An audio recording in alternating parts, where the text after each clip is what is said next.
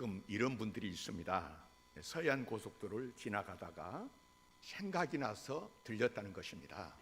제가 목적이 아니고 교회가 목적이 아니고 올라가다가 내려가다가 지나가다가 들린 사람들입니다. 오늘 본문에도 예수님께서 예루살렘을 향해서 가고 계십니다. 가시던 길에 여리고에 오셨습니다. 본문 1절입니다. 예수께서 여리고로 들어가 지나가시더라. 들어가 지나가시더라 말씀하시는데, 특별히 여리고에 오실 일이 없으신데 여리고에 오신 것이 아닙니다. 들어가 하는 말은 목적을 가지고 여리고에 들어가셨다는 것입니다. 어떤 목적입니까? 10절입니다. 인자가 온 것은 잃어버린 자를 찾아 구원하려 하심이라. 누가복음에는 잃어버린 자에 대한 이야기가 자주 나옵니다. 누가복음 15장에만 예수님께서 비유를 들어서 3번이나 말씀을 하시는데, 양 100마리를 가지고 있는 어떤 사람이 양을 치다가 저녁 때에 집으로 돌아와서 1마리, 2마리 만나고 세어보니까 100마리 중에서 1마리가 없습니다. 그때 주인이 어떻게 합니까? 날도 저물고 또 이게 100마리 중에 그까지 1마리 잃어버리는데 뭐 하면서 됐다 하고는 문을 닫아버리고 집에 들어가서 잠을 자는 것이 아닙니다. 그 잃은 양 1마리를 찾기 위해서 깜깜하지만은 또 길이 험하지만은 무섭지만은 그 양을 다닌다는 것입니다. 그리고 찾았을 때는 내 이놈 왜 딴짓하고 혼자 다니다가 이 고생시키느냐 하고는 때리고 목에다가 줄을 걸어서 질질 끌고 오는 것이 아닙니다. 찾아낸 즉 즐거워 어깨에 메고 집에 와서 그 벗과 이웃을 불러 모아서 나와 함께 즐기자 하면서 잔치를 한다는 것입니다. 두 번째 비유는 어떤 여자가 10드라크마가 있습니다. 이 드라크마는 동전입니다. 돈입니다. 그런데 땡그랑 하고 하나가 방바닥에 떨어져서 어디로 굴러가 버렸습니다. 여인이 어떻게 합니까? 등불을 켜서 구석구석 찾습니다. 바닥을 빗자루로 쓸면서까지 찾습니다. 찾았습니다. 얼마나 기뻤던지 친구들과 이웃을 불러서 잔치를 여는데, 아마도 그 잔치 비용이 잃었다가 찾아버린 그 드라크마보다도 훨씬 많이 들어갔을지도 모릅니다. 그러나 잃은 것을 찾았다는 기쁨, 그 기쁨으로 잔치를 열었다는 것입니다. 세 번째는 집 나간 둘째 아들 이야기입니다. 이 집에 2 아들이 있는데 그 중에 둘째가 아버지께 졸랐습니다. 아버지, 장차 내가 받을 유산을 지금 나에게 주십시오. 자식 이기는 부모가 없습니다. 재산을 나누어 줬습니다. 그 재산을 받은 둘째 아들에 대해서 성경은 이렇게 기록합니다. 그 후 며칠이 안 되어 둘째 아들이 재물을 다 모아가지고 먼 나라로 가. 며칠이 안 되어 먼 나라로, 하루라도 빨리 멀리 아버지를 떠나고 싶었던 것입니다. 어떻게 됐습니까? 거기서 허랑방탕하여 그 재산을 다 낭비하더니 다 없앤 후 그 나라에 크게 흉년이 들어 그가 비로소 궁핍한지라 거지가 되었다는 겁니다. 굶어 죽게 되었습니다. 아버지를 떠나서 거지가 되어서 굶어 죽게 되었습니다. 그때 거기서 아버지를 생각합니다. 그래서 거지꼴이 되어가지고 집으로 돌아오는데 아직도 집하고 거리가 먼데 아버지가 달려나갑니다. 목을 안고 끌어안고 입을 맞춥니다. 날마다 동구 밖을 내다보면서 이 아들을 기다리셨다는 것입니다. 제일 좋은 옷을 내어다가 입히고 손에 가락지를 끼우고 발에 신을 신기고 살찐 송아지를 잡아서 잔치를 열었습니다. 이 내 아들은 죽었다가 다시 살아났으며 내가 잃었다가 다시 얻었노라. 이렇게 하나님 떠나 죽었던 사람, 잃어버린 바 되었던 사람들이 돌아왔을 때 즐거움, 그 기쁨, 우리 하나님의 마음에 대해서 예수님께서 비유로 말씀을 하시는 것입니다. 이제 주님께서 잃어버린 자를 찾아 구원하시는 것이 예수님 사역의 본질이라는 것을 오늘 본문을 통해서 보여주십니다. 예수님께서 아버지께서 일하시니 나도 일한다 하셨는데, 아버지의 일, 잃어버린 자, 떨어져 나간 자, 무너진 자, 그런 사람을 찾는 그 일의 현장을 오늘 본문에 보여주시는 것입니다. 오늘 주신 말씀에 삭개오가 등장합니다. 삭개오는 세리장이고 부자이며 키가 작은 사람이라고 소개합니다. 그가 왜 인파가 넘치는 여기에 왔는지 설명합니다. 3절입니다. 그가 예수께서 어떤 사람인가 하여 보고자 하되, 당시에 예수님에 대한 소문이 파다했습니다. 여리고 길가에서 구걸하던 맹인조차도 아무것도 보이지 않는데 나사렛 예수란 말을 듣고는 즉각 나사렛 예수여 하고 소리를 지른 것은 이미 나사렛 예수에 대한 소식을 이 사람이 듣고 알고 있었다는 것입니다. 이 맹인도 예수에 대한 소문을 듣고 알고 있을 정도로 예수님에 대한 소문은 나라 전체에 다 퍼졌습니다. 당시 유대인 사이에 예수님은 그만큼 유명한 사람입니다. 능력, 권위, 인품 있어서 모든 면에서 구별되었습니다. 독특하고 달랐습니다. 누구든지 한번 보고 싶어 했을 것입니다. 그런데 본문을 자세히 보면 예수님을 보고 싶어 했던 삭개오의 태도는 다른 사람들과의 호기심과는 다른 것이었습니다. 3절에 보고자 하되 키가 작고 사람이 많아 할 수 없어. 예수님께서 인파에 묻혀가지고 지금 가고 있습니다.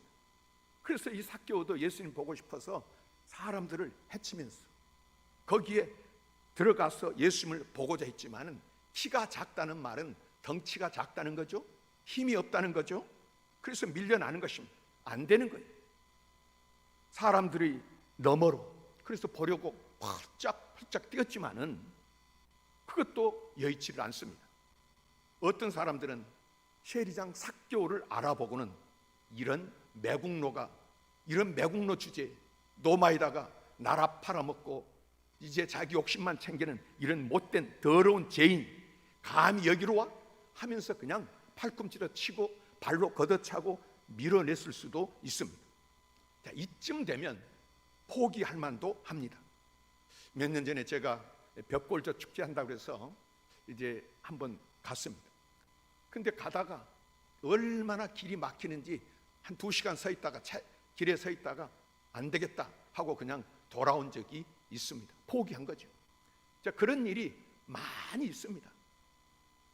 그렇게 어떤 일 포기하는 일도 있는데 예수님을 보고 싶어 했던 이 삭개오의 행동을 보십시오. 4절입니다. 앞으로 달려가서 보기 위하여 돌 무화과 나무에 올라가니 이는 예수께서 그리로 지나가시게 되밀어라. 사람들을 밀쳐보기도 하고 그 다음에 펄쩍펄쩍 뛰어서 보려고 애쓰기도 했지만은 볼 수가 없으니까. 그런데 보니까 저 앞에 무화과 나무가 하나가 있는데요, 예수님이 길이 거기로 나 있지 않습니까? 사람들이 지금 거기를 향해서 가는 것입니다. 아, 저기로 올라가면 볼 수 있겠다. 그래서는 이 일행보다도 힘차게 앞으로 달려갔습니다. 그리고는 그 나무 위로 올라갔습니다. 세리장의 지위에 올랐다면 나이가 상당히 들었을 것입니다. 사람들이 싫어했지만은 명색이 여리고성의 세금 총책임자 기관장입니다. 그런 사람이 어린아이처럼 나무에 올라갔습니다. 아마 그 나무에는 다른 아이들도 함께 올라가 있었을지도 모릅니다. 그 광경이 우습겠죠? 그 어른이 양복 입은 신사가요, 어린애들과 같이 나무에 올라가서 앉아있다. 참 다른 사람의 눈에는 너무나 웃기는 그런 행동이었습니다. 그런데도 삭개오가 이렇게까지 행동한 이유가 무엇이겠습니까? 예수님을 찾아 나온 사람들을 보면 아파, 너무 병들어서 힘이 듭니다. 우리 자식이 지금 죽었습니다.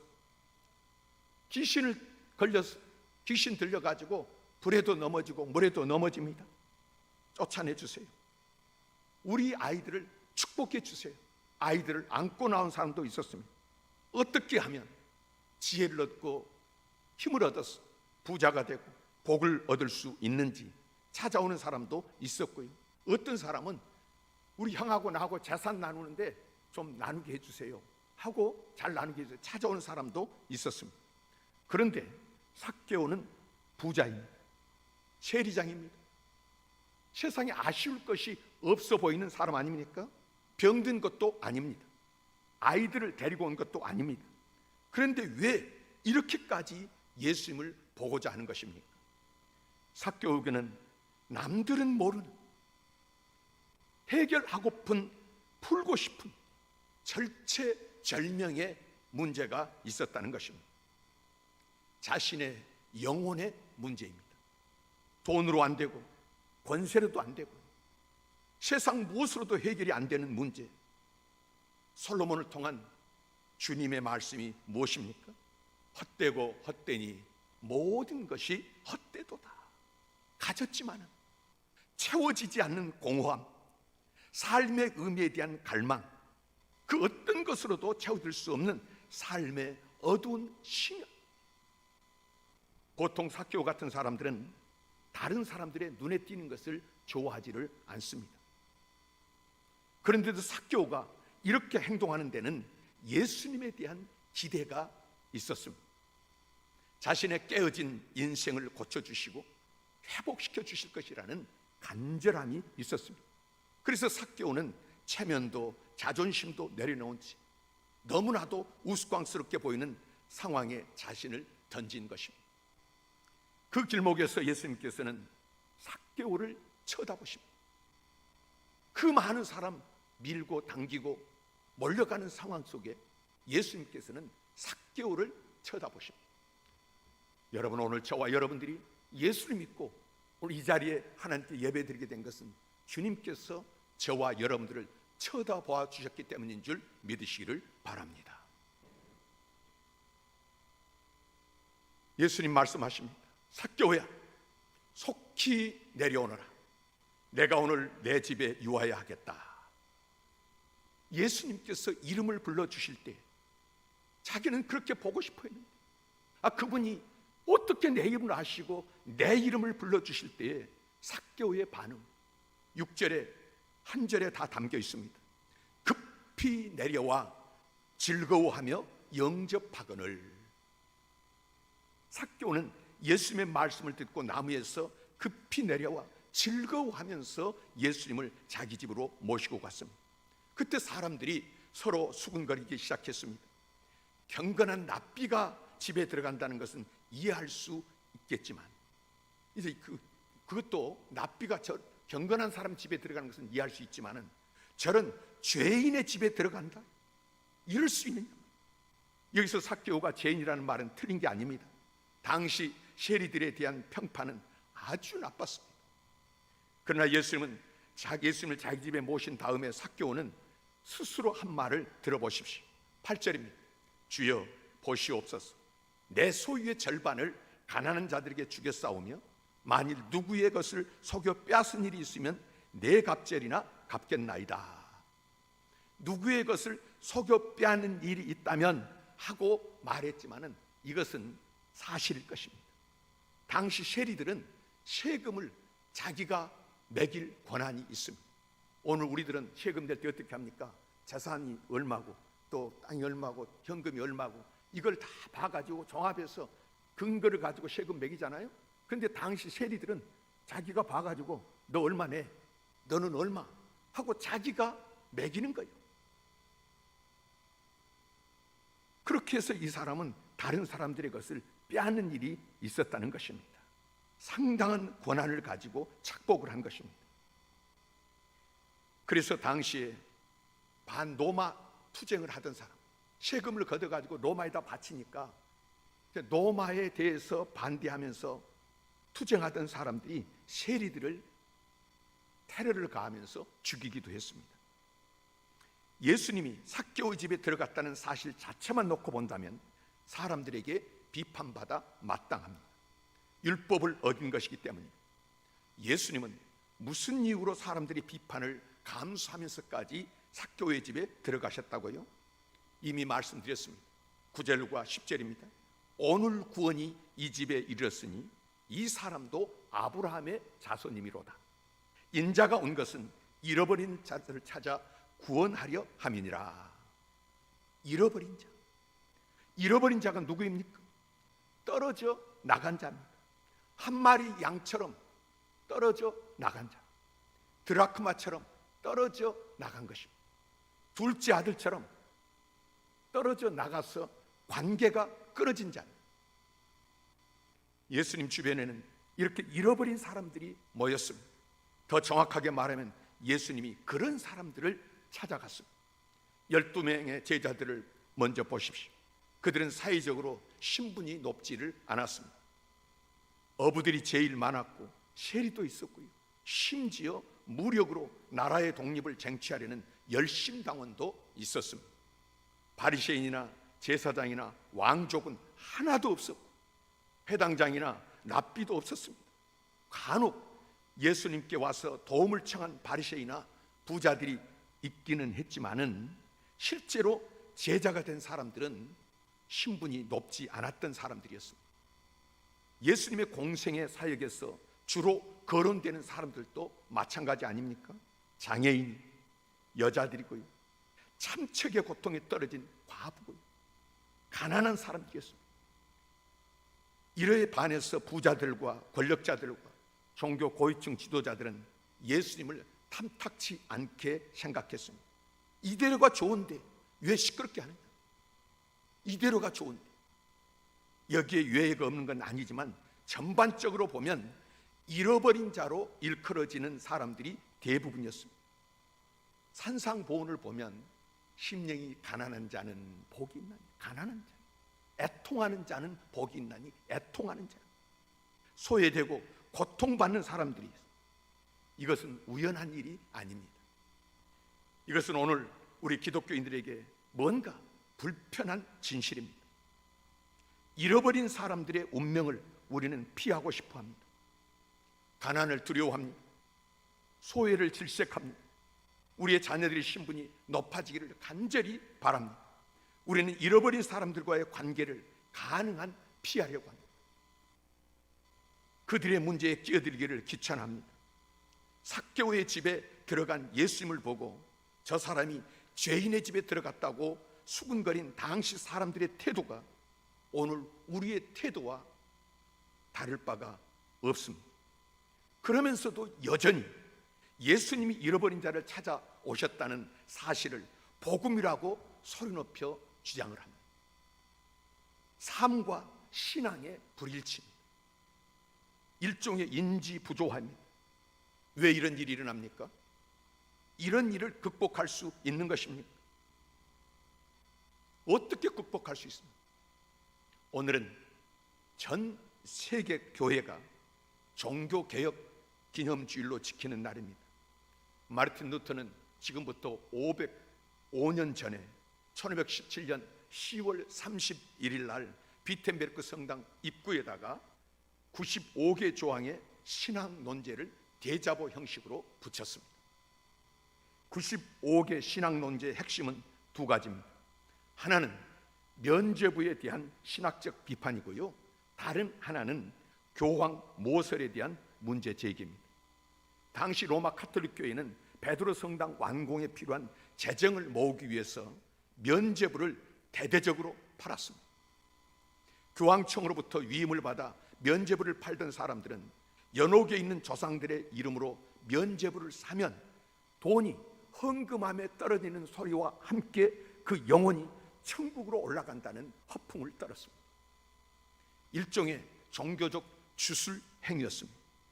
말도 안 되는 거짓이었지만은 당시 많은 사람들은 기꺼이 또는 울며 겨자 먹기식으로 면죄부를 구입했습니다. 루터가 면죄부를 판매를 비판했다고 하는 것은 교황청을 정면으로 도전했다는 뜻입니다. 교황은 흠이 없고 잘못이 없다. 교황 모설에 대한 비판도 똑같습니다. 땅에서 하나님을 대리하는 교황청, 교황을 비판한다는 것은 목숨을 내놓는 행위나 마찬가지였습니다. 루터는 1521년 1월 21일에 교황청으로부터 파문을 받고 곧 파문장을 불태워버렸습니다. 독일 남서부 지역 보름스에서 종교 개혁자들을 억압하기 위해서 열린, 요즘으로 말하면 국회가 있었습니다. 소환 통보를 받은 루터는 4월 16일 날 도착해가지고 17일에 신문을 받고 18일에는 자기 주장을 철회하라는 소환 통보를 받고, 면죄부 판매 비판하는 것, 교황을 비판하는 것, 이런 것에 대해서 그 주장을 철회해라 요구했지만은 루터는 거절했습니다. 제국의 황제는 루터를 이단자로 규정하고 루터의 책을 다 불태울 것과 아무도 루터를 돕지 말라고 선고했습니다. 이 말은 누가 루터를 죽여도 죄가 되지 않는다는 의미입니다.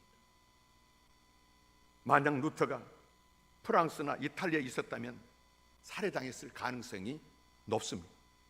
다행히 독일 작센주에 있어서 거기 프리드리 3세의 도움으로 이제 바르트부르크의 성에 1년 동안 은신할 수 있었고, 은신하는 동안 성경을 독일어로 번역했습니다. 왜 루터에게 교황청에 대한, 권력에 대한 두려움이 없었겠습니까? 그런 두려움을 몰아낼 수 있었다.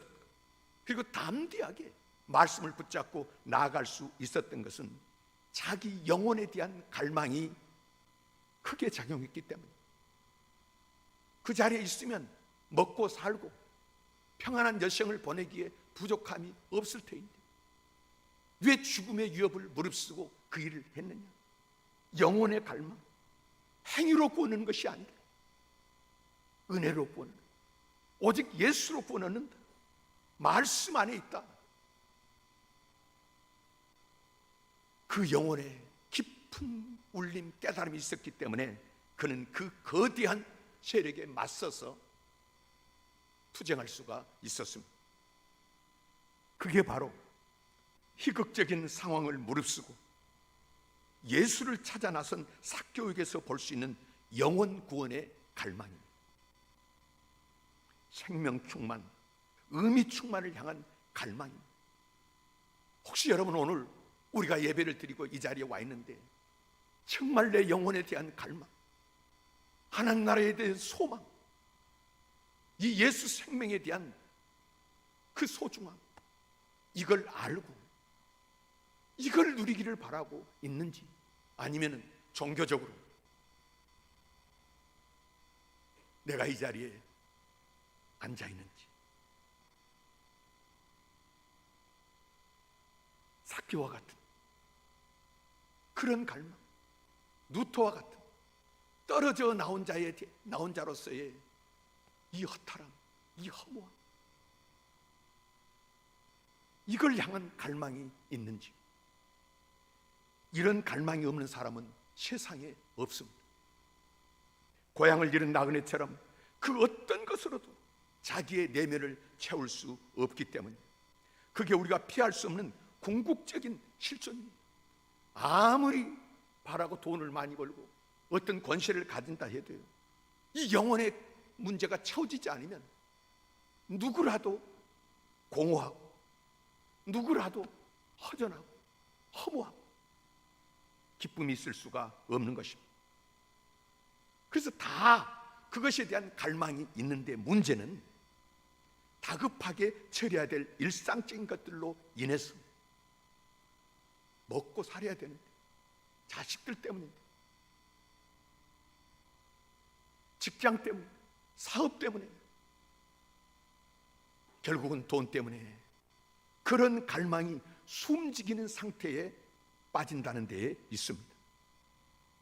삭개오의 경우를 다시 보십시다. 대개의 세리들은 세금 문제에만 매달립니다. 거기서 능력을 보여야 합니다. 자기에게 권력이 주어져 있는 동안에 돈을 모아야 합니다. 자식을 출세시켜야 합니다. 이런 일에만 매달려도 시간이 부족합니다. 그런 일상의 일에만 묶여 사는 사람이 있고, 그것에 만족하지 못하고 그 너머의 것을 추구하는 사람들이 있습니다. 후자가 바로 영혼의 갈망을 아는 사람들입니다. 그런 사람은 더 이상 세금을 더 많이 거두어서 재산을 불린다거나 자기 이름을 내는 일에 인생을 소진하지를 않습니다. 삭개오처럼 예수님을 만나러 나올 수밖에 없는 것입니다. 이 말은 단순히 교회에 잘 나와야 한다는 말로 듣지 마시기를 바랍니다. 이것은 더 근본적으로 삶과 죽음의 문제입니다. 호기심 충족이 아니라 영혼의 만족에 속한 문제라고 하는 것입니다. 본문에 등장하는 대중들은 삭개오와는 달랐습니다. 이들은 세상의 스캔들에 관심을 갖고 있는 사람들입니다. 예수님이 죄인 세리장 삭개오의 집에 들어간 사건에 그들은 이렇고 그런 스캔들로 생각을 한 것입니다. 오늘 들으셨을 것입니다. 어젯밤에 서울 이태원에서 할로윈 축제라고 젊은이들이 몰려다니다가 150여 명이 눌려서 죽었습니다.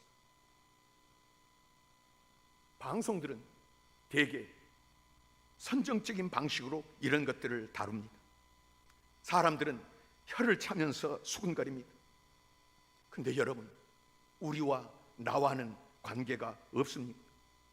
아까 우리 장로님 기도하실 때도 오늘 이 땅의 모든 문제들이 우리 기독교인, 우리 그리스도인, 하나님의 사람들이 먼저 부름받은 우리들의 책임이 아니냐, 주님 앞에 통회했는데 여러분, 우리는 관계 없습니까?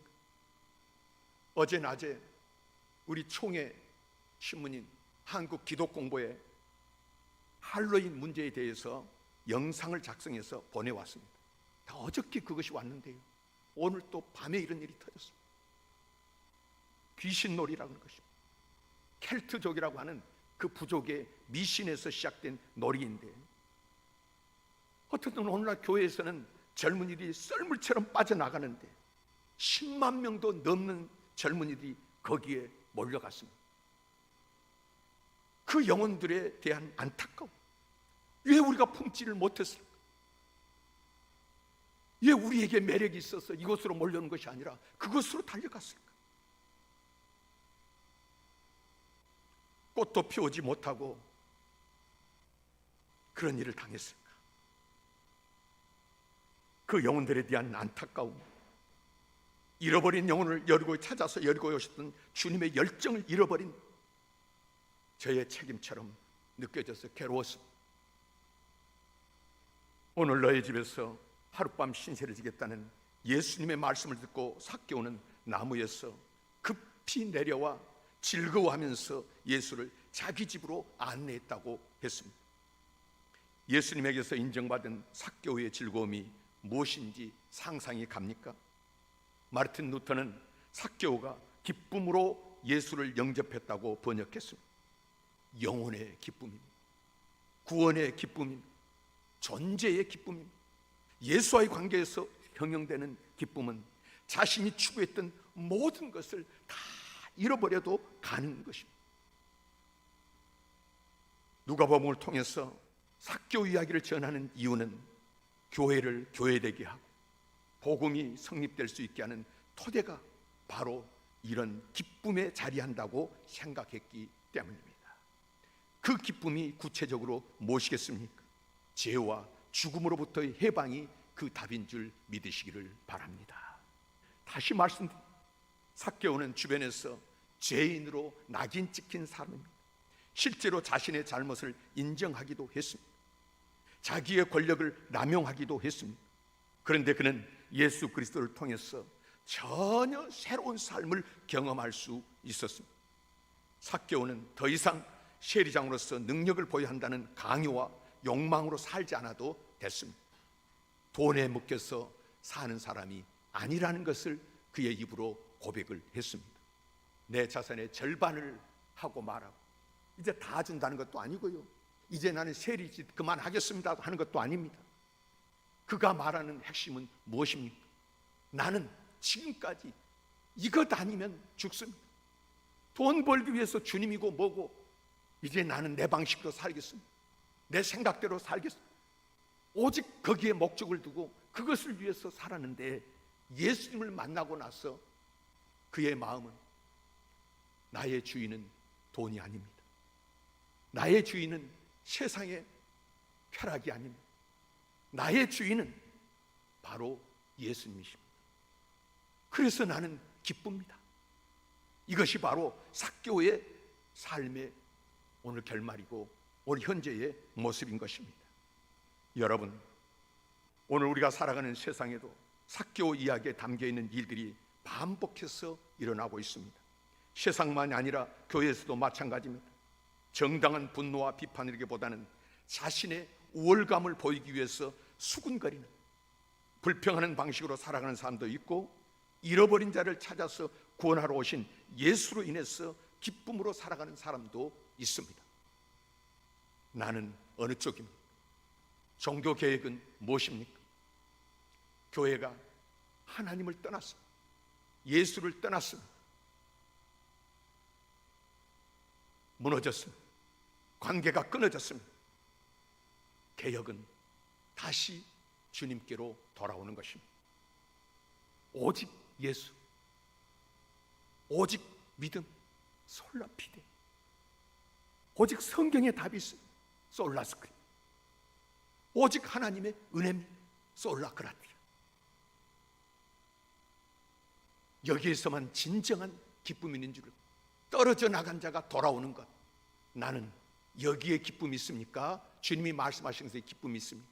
루터를 통해서 선포되어진 이 개혁의 기쁨이 있습니까? 아니면은 내 방법, 내 계획, 내 길에 기쁨이 있습니까? 오늘 개혁주일에 주님이 쳐다보는 사람, 삭개오처럼 영혼의 문제를 가지고 남이라도 올라갔던 그 사람을 주님은 쳐다보았습니다. 오늘 또 주님이 쳐다보시고 그 주님을 만나는 사람들이 되기를 원하시고 이 말씀 주신 줄 믿습니다.